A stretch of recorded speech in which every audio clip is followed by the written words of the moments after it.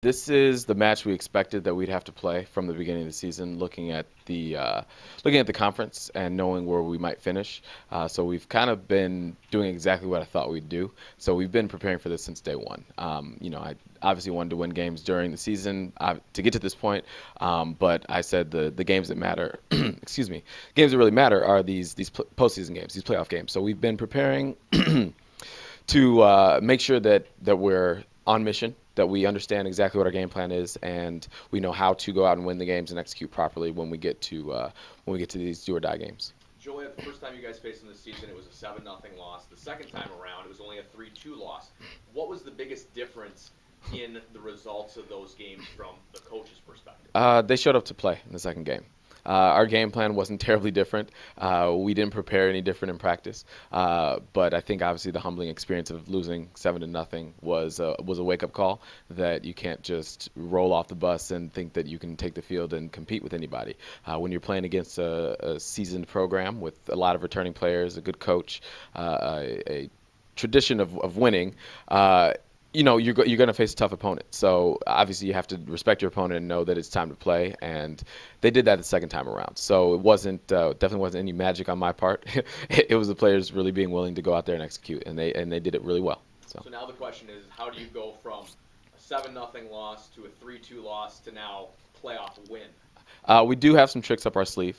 We haven't shared that with anyone yet, just because we didn't want to give our opponent a chance to game plan against us. So we do have an approach that we think will be successful, and it's a matter of going out there, obviously, and executing it in practice. We've told them that we're going to win this game throughout this week. We have a full week of practice, and then we have Monday and Tuesday, and then we play. So this week in practice, if we can do what we need to do, we will win the game.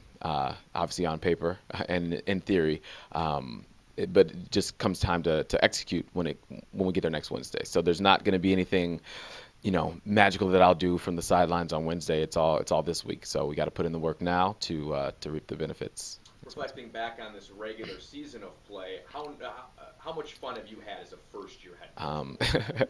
This might have been the most fun I've had in my entire life. But as a first-year coach, this has been, incredibly rewarding. One of the most special and fun groups that I've worked with, and I'll say that time and time again. And I keep trying to, impress upon the athletes how important and how rare it is to find a group that has such great camaraderie, that really enjoys being with one another, sticks up for one another, and treats each other like family.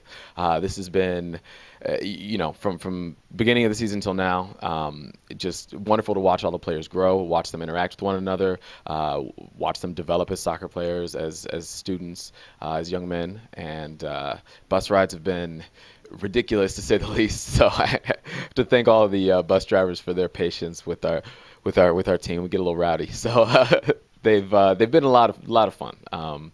It's been a blast. Finally, what have you learned in your opening season that you think will better prepare you for times ahead?